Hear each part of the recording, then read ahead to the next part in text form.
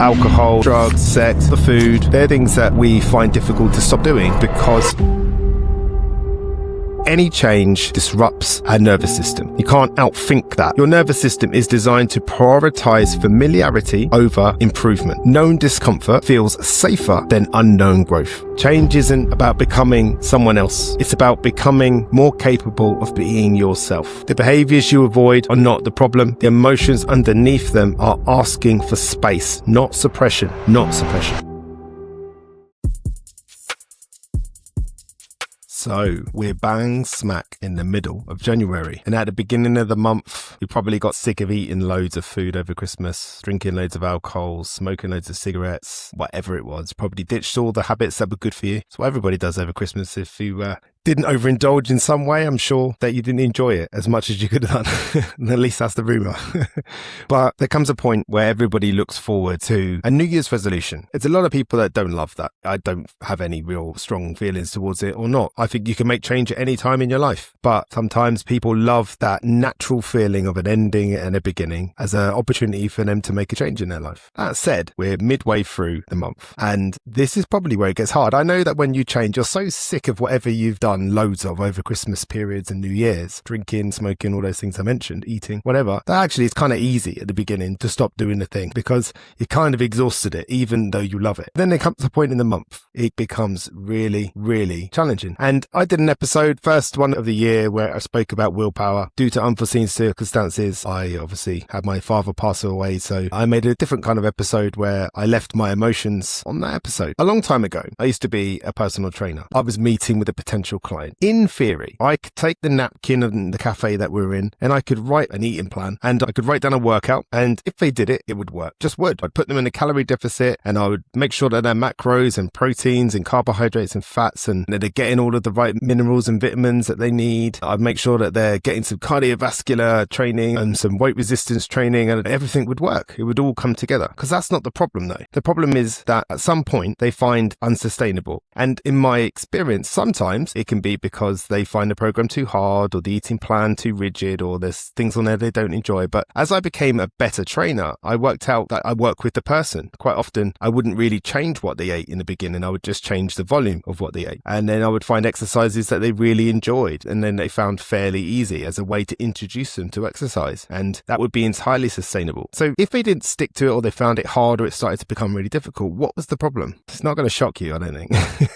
But it's a problem we always have. Us human beings have these pesky things called emotions, and they are very, very difficult to manage. It's very often not the food, it's not the smoking, it's not alcohol, it's not the drugs, it's not the sex, it's not the social media scrolling. They're not the things that we love. They're the things that we find difficult to stop doing. It's because of the emotions that they give us. The feeling of something new and exciting, but it's some sort of emotion. So let me start with something simple. Change is not hard because you don't know what to do. If somebody is overweight, it's not a huge surprise to them that they're probably eating too much food and not moving enough. They know that. But telling someone to eat less and do more when they're overweight and they're having those struggles is like telling somebody that came second in a race, hey mate, you should have run faster and you'd have come first. I think they know that.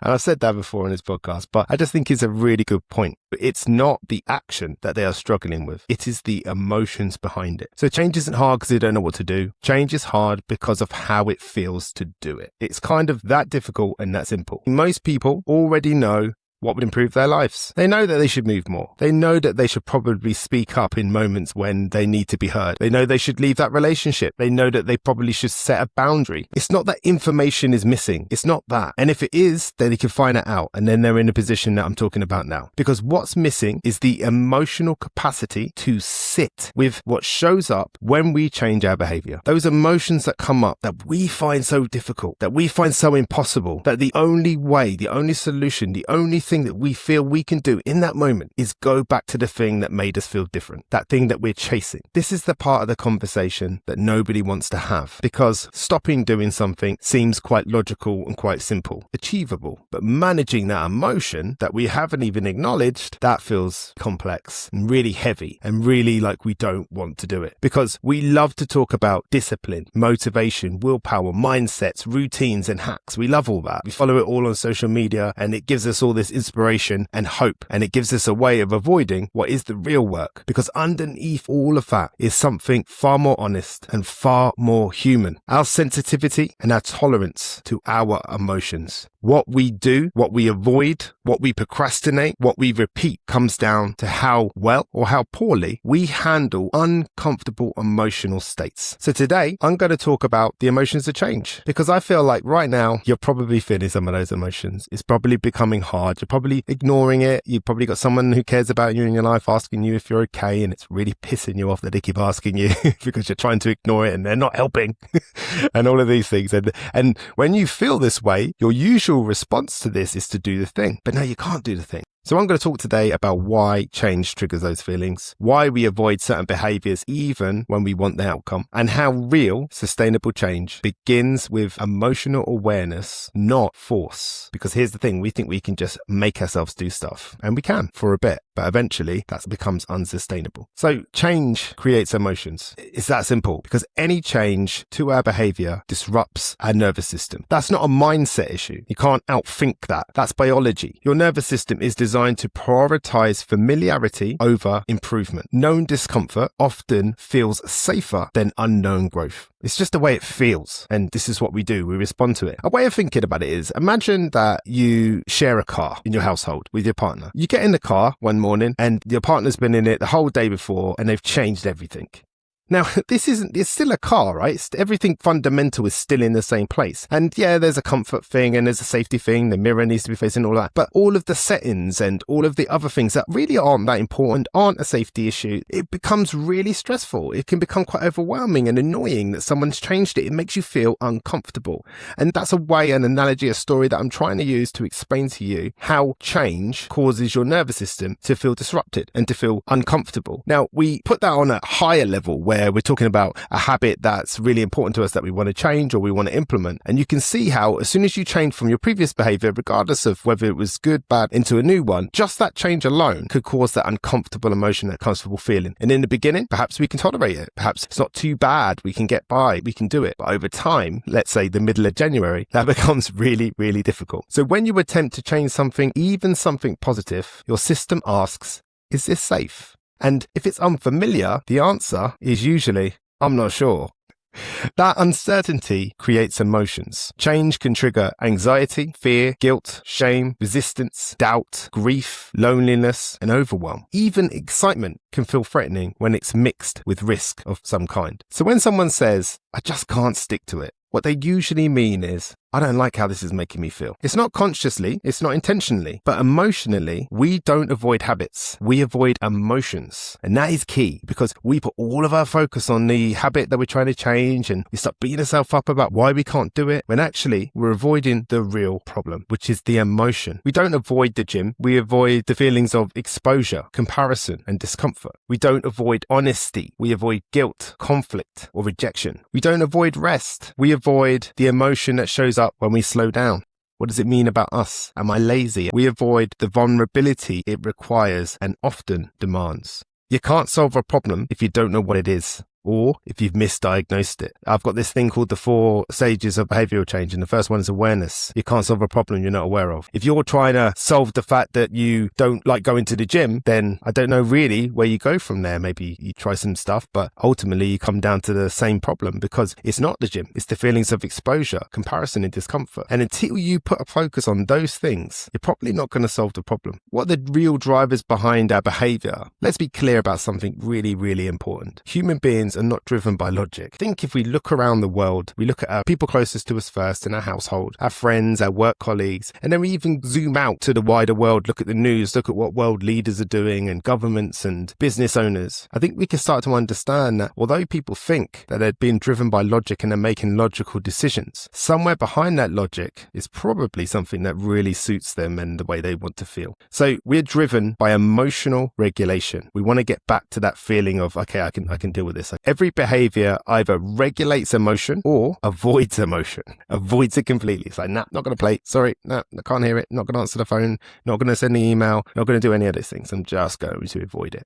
because I don't know how to regulate this emotion because I can't stand the way it makes me feel. Scrolling regulates boredom, alcohol regulates stress, overworking regulates self-worth, procrastination regulates anxiety, people pleasing regulates that fear of rejection. And change threatens these emotional coping strategies because that's what they are. So when you remove a behavior, the emotion it was managing rushes in. Now, bearing in mind it's an emotion you've been trying to avoid or you don't know how to tolerate. So when it comes rushing in with that full force, it feels like I would actually do anything to not feel this way. There's this convenient behavior. I hate it, but I'm just going to do it this once and then everything will be okay after that. See, that's why it feels hard. It's not because you're weak. It's not because you lack discipline. It's because you haven't built the tolerance for the emotion underneath the habit. If a behavior helped you feel safe at any point in your life, your nervous system will defend it. And it makes sense. It makes absolute perfect sense. The bit it doesn't take into consideration is the detrimental impact it may have doing it long term, or if your lifestyle changes in some way and it becomes a really big problem. We can sustain certain behaviors when we're single and we're 18, but then when we become 30 and we've got 2 children, those behaviors become really obviously toxic. And what's important there is that your nervous system will defend it even if it no longer serves you. That's really important to understand. So this is why force rarely works, because force doesn't teach the body safety. And that's what we're trying to do here. We're trying to teach the body it's all right. Okay, I know it's different. I know it's scary, but it's all right. Everything is okay. What it does teach though is suppression, and suppressed emotions do not disappear. They just wait patiently. You see, your emotions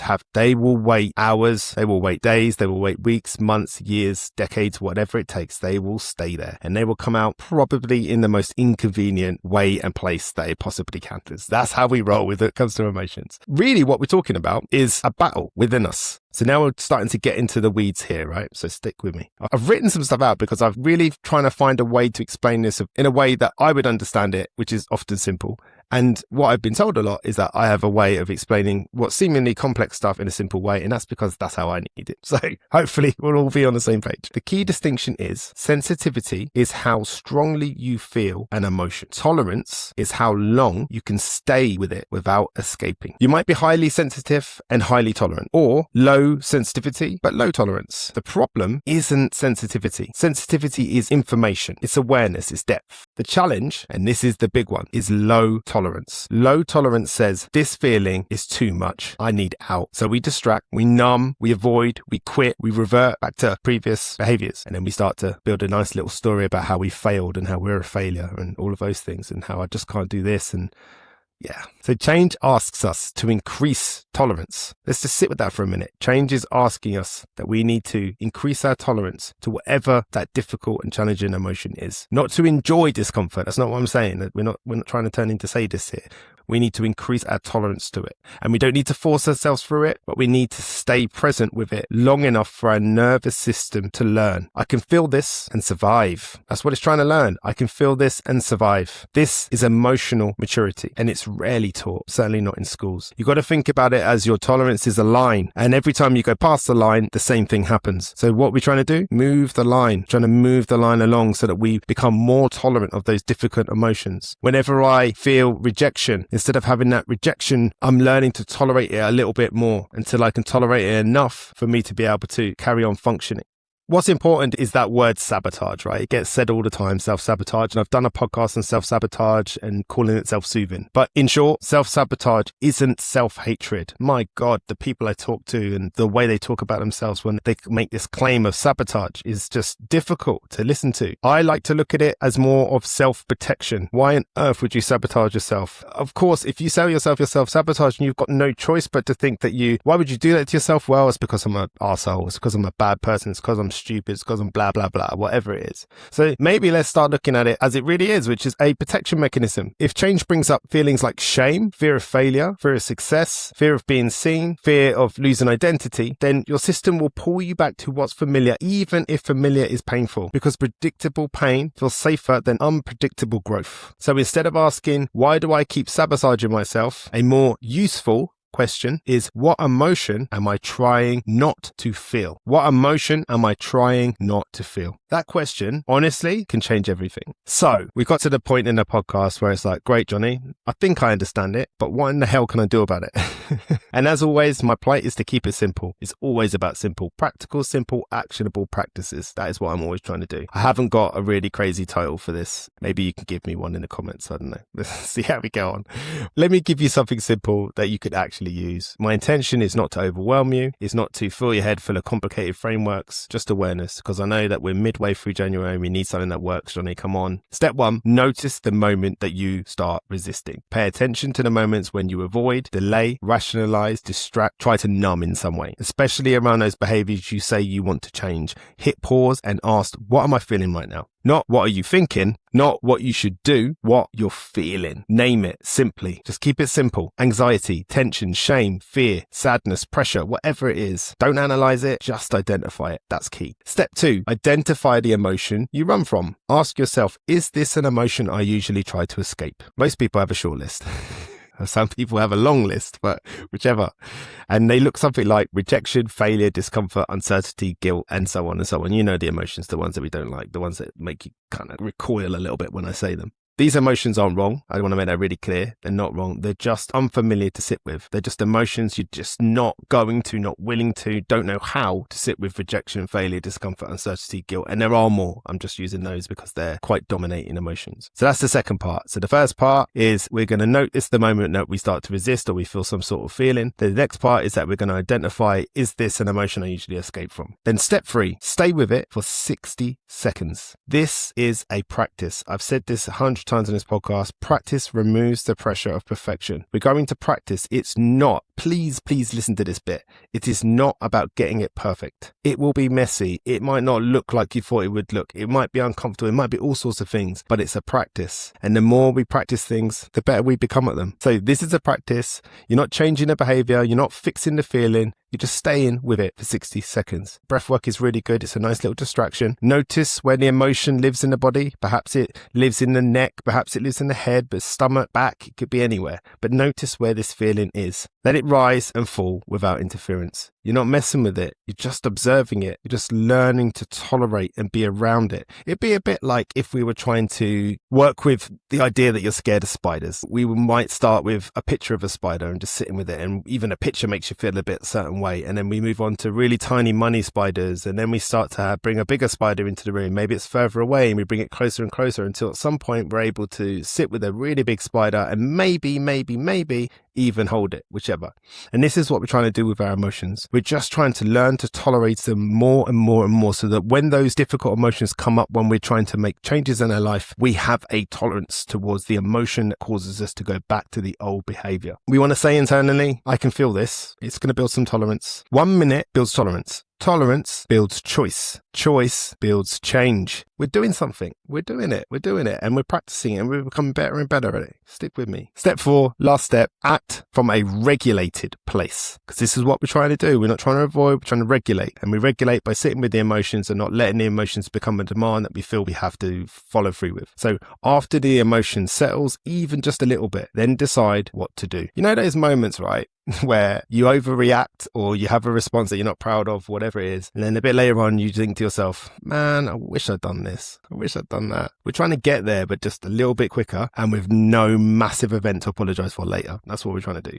Okay. So after the emotion settles, then decide what to do, not from panic, not from force, but from presence. This is how behavior change becomes sustainable. Change isn't about becoming someone else as such. It's about becoming more capable of being yourself, being the person that you know you are and want to be without the pressures of all of the emotions that have come from events that perhaps have changed the way that you see the world and experience it. The behaviors you avoid are not the problem. The emotions underneath them are asking for space, not suppression. When you increase your tolerance to emotion, your life naturally expands. You don't need more motivation. You don't need more pressure. You don't need to be harder on yourself. You need to feel, but more safely. And that starts with noticing noticing the emotions you've been running from and choosing gently to stay with them. I just want to say thank you to everybody for your support and your encouragement and all of those things. And hopefully this is helpful towards you staying on track. Just staying on track. I want you to know that you can do this. You can do this. If you're trying to deal with smoking, drinking, sex, scrolling, whatever it is that's going on, gambling, whatever it is, what if you try putting a focus on the emotions? Because in my experience, everything is about emotions. Everything is about the way things make us feel, good and bad. So if we start looking at that, ironically, things start to change. Weird that.